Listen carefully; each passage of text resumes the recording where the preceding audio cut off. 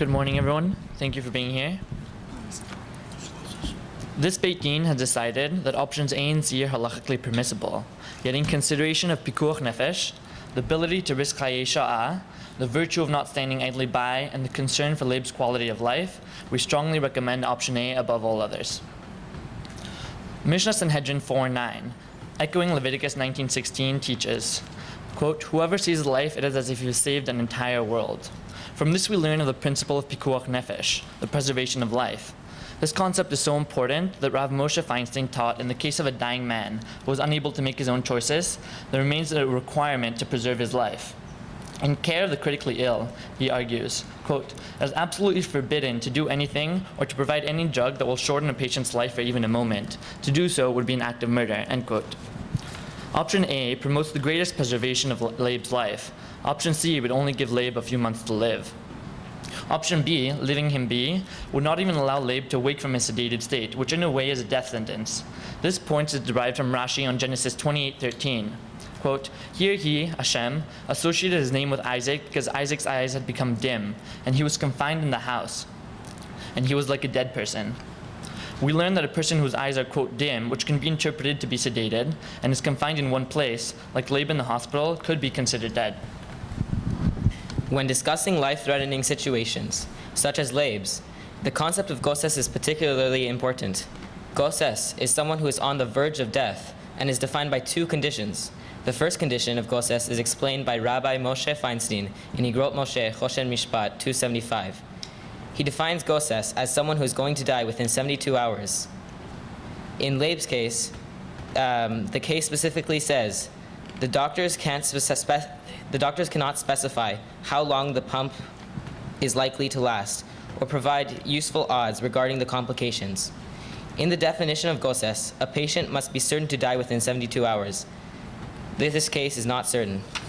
Another condition of goses is that he must be terminally ill, which is supported by Tzitz Eliezer 1848 on Masechet Avodah Zarah 18a. If a man can be healed by modern medicine, he is not a goses. Rabbi David Bleich, in Treatment of the Terminally Ill, argues that a person is a goses only if he's going to die within 72 hours, despite all available medical technology. Leib's condition is not irreversible. Option A provides a bypass surgery, which will give Leib the chance to live out the rest of his life. Leib is not certain to die within 72 hours, and his condition is not terminal, and therefore he is not a goses. Because he is not a goses, we must refer to Yoreh Deah 339-2, which states, "A doctor is obligated to treat him in every way that is possible and appropriate, even if there is only a small chance that the patient will remain alive, and even if the patient may stay alive only for a short while. Medical attention that could prolong Leib's life is not only permitted, but required," discrediting option B. This leads to pikuach nefesh. Leib is not goses, and therefore we must endeavor to keep Leib alive as long as possible. Chayei sha'ah is the brief amount of time a person is expected to live without medical intervention. Can one risk a patient's chayei sha'ah for a goal of achieving a longer lifespan? Talmud Yoma 83a to 85a explains that chayei sha'ah is so important that we are permitted to break Shabbat in order to possibly preserve a life for even a short moment. Therefore, we should be concerned with chayei sha'ah. However, Avodah Zarah 27b says we should not be concerned with chayei sha'ah. It says that if a person is certainly going to die, we should no longer worry about the short-term life, but rather about saving his life in the long term, the chayei olam. Malachim 2:7-4 recounts how 4 lepers chose to leave a city suffering from terrible drought in order to enter an enemy Aramean camp. If they were to remain in the city, they would surely die. Entering the camp, though dangerous, gives a chance that the Arameans might not kill them, meaning they have a chance at life. In support of this decision, Hashem frightened the Arameans away, confirming the life of the lepers. From this we learn that it is worth risking chayei sha'ah for chayei olam. Tosafot Avodah Zarah 27b resolves the contradiction. It doesn't matter whether or not we should be concerned with chayei sha'ah. Both Yoma 83a and 85a and Avodah 285a and Avodah Zarah 27b choose the possibility of life over certain death. This promotes the bypass surgery. Leib should choose to risk chayei sha'ah in order to fulfill his long-term life, similar to what the lepers did in Avodah Zarah 27b. At a certain point, however, the risk to Chaye Sha'ah becomes too great to permit surgery. Therefore, it is vital to consider the risk associated with the bypass operation. In the article, High-Risk Medical Procedures, Rabbi Chaim Jachter says that the Gemara does not explicitly state how much risk to Chaye Sha'ah we are permitted to assume. However, the issue of risk is debated by 19th and 20th century poskim.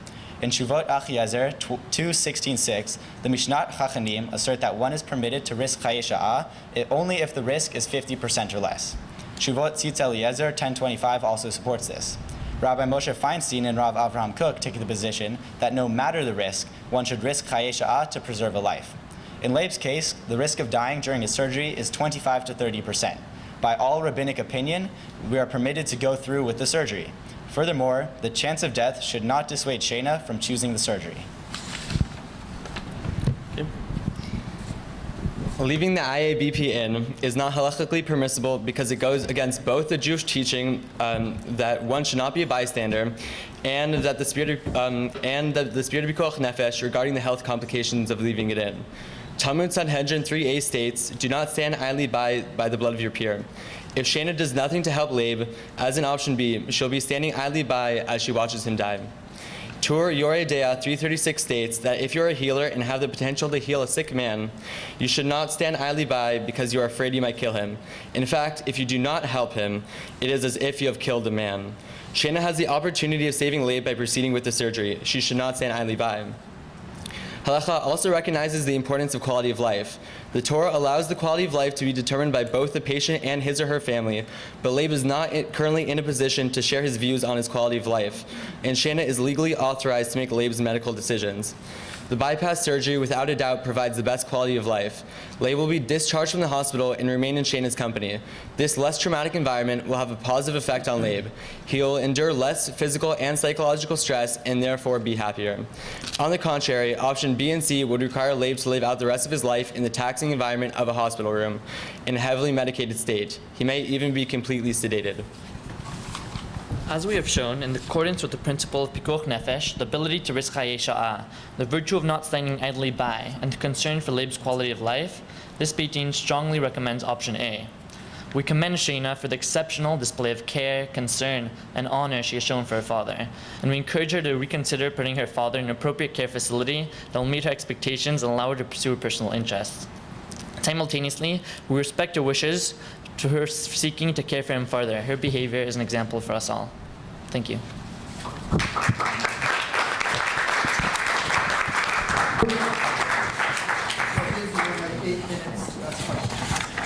Yeshikoach, thank you very much.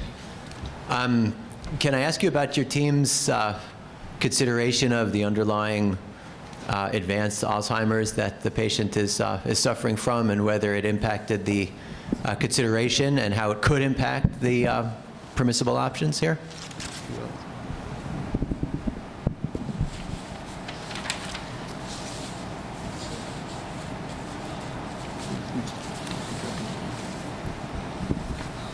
Okay, so the first thing is the fact that option A allows Leib to leave the hospital, which is a great thing. He's allowed to be under the care of Shayna, and he is allowed to leave the confines of the hospital. Another thing is that we found science sources that say that Alzheimer's patients can still recount faces in long-term memory, although they may lose short-term memory. This long-term memory is much more resistant, and because of that, Shayna's quality of life is still, Leib's quality of life is still good, and he can still recognize Shayna to some degree. So though he may not recognize exactly the details of his surroundings inside the hospital, Alzheimer's patients still have the ability to, as Jack said, recognize faces. And still, for instance, my grandma has Alzheimer's, and whenever we visit her, she's smiles, and being in a situation that maximizes Leib's dignity and comfort is very important. And though, yeah. although Leib might have Alzheimer's and might not be able to remember everything at every single time, we decided that it's better to be in Shayna's company and possibly remember things than to be in a continuous sedated state and not have any chances of thought. We also have that source. That's a good point, actually. I wanted to talk a little bit about GOSES because you defined the issue of GOSES as 72 hours, which is like the traditional, which basically means death is imminent. So my question is, how do you actually know when someone is a GOSES until after they die? Because only after you die retroactively, you know whether they were a GOSES or not. You can't know from the outset very often, but we have to make the best case scenario. And additionally, is that standard different in modern technology where we can artificially prolong a life for years on end in a certain state between life and death through respirators or through medication, where in the previous generation this was not imaginable? So given the fact of modern medical technology, would that impact your judgment of whether Leib is a GOSES and therefore your halakhic rulings? So yes, we cannot predict. We can predict when he's going to die, although we do not know for sure. In the case, it says that it is not certain when the IABP will fail. And the other thing is that a person is a GOSES only if he is going to die within 72 hours, despite all available medical technology, as we said, as Rabbi David Bleich said in the treatment of the terminally ill. Also, it says here that in Yoreh Deah 339 too, that so long as it is not clear that the GOSES is definitely dead, he is called a live person for all purposes. So if it is uncertain whether he is going to die within the 72 hours, as it is stated in the case, we must assume he is a live person for all purposes and that he is not GOSES. So just to be clear, then, therefore your state of GOSES, based on Rabbi Bleich's estimate, is still keeps that notion of 72 hours, which basically with medical technology, most cases we could extend life beyond Correct. 72 hours. We could keep people on respirators very often for weeks. Yes. Looking at option A with the surgery, we saw from one of our sources that there's a 50% line where if the risk is over 50%, then we cannot take such procedures, where with Leib's case, it's 25 to 30%. So we see here that we're able to take his surgery, and since the surgery is under that line, we assume the best, and we can assume that he'll pass the 72 hours. I very much like that you take into consideration Leib's quality of life. However, I just want to press you a little bit on that.